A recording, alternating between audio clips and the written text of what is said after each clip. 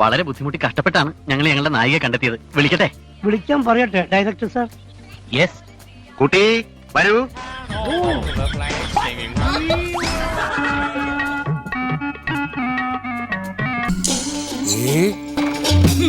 അയ്യടാ, ഇതാ കുട്ടി.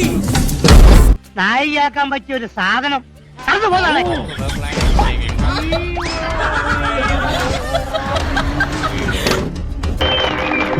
അറിയാതെടുത്തപ്പോ എന്തൊരു നവരസം.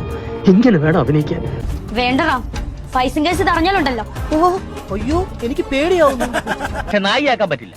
അമ്മായിയമ്മയുടെ റോൾ കൊടുക്കാം. താങ്കൾക്ക് എന്ത് തോന്നുന്നു? നിന്റെ അഭിനയത്തെ പറ്റി തരക്കേടില്ലാത്ത പുറഭിപ്രായമുണ്ട്. അത് ഞാനും കേട്ടു.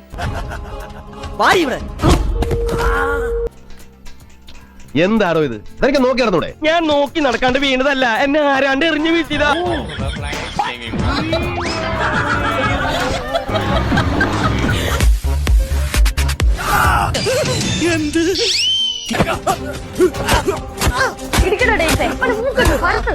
സിനിമാക്കാരെപ്പോഴാ വിളിക്കാന്നറിയില്ല.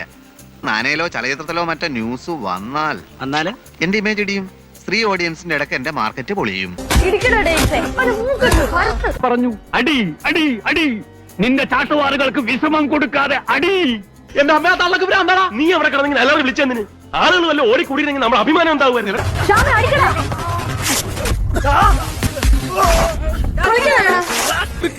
വേണ്ടത്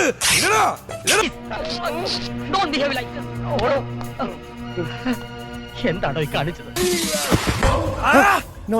ഇനിയൊന്നും ചെയ്യരുത്. നിന്നെ ഇനി അവിടെ കാണരുത് റാം. എന്തിനുള്ള പുറപ്പാടാ? ഇതിലും ഭേദം അവരെ തല്ലിക്കൊല്ലുക. ഇക്കണക്കിന് പോയ നാട്ടുകാർ തന്നെ തല്ലിക്കൊന്നോളും. എന്റെ യൂണിഫോം എല്ലാം കീറി. നേരല്ലേ അല്ല, അത് ഇത്ര കഷ്ടമായി പോയിട്ടോ. ഓൻ എത്ര വിഷമം ഉണ്ടാവില്ലേ?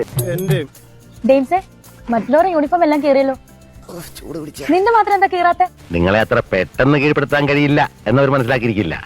അടിതറയുടെ ട്രെയിനിങ് ഒക്കെ കിട്ടിയിരിക്കുമല്ലോ. അതിന് എന്റെ യൂണിഫോം കുട്ടക്കല്ലേ, പിന്നെ എങ്ങനെ കയറാ?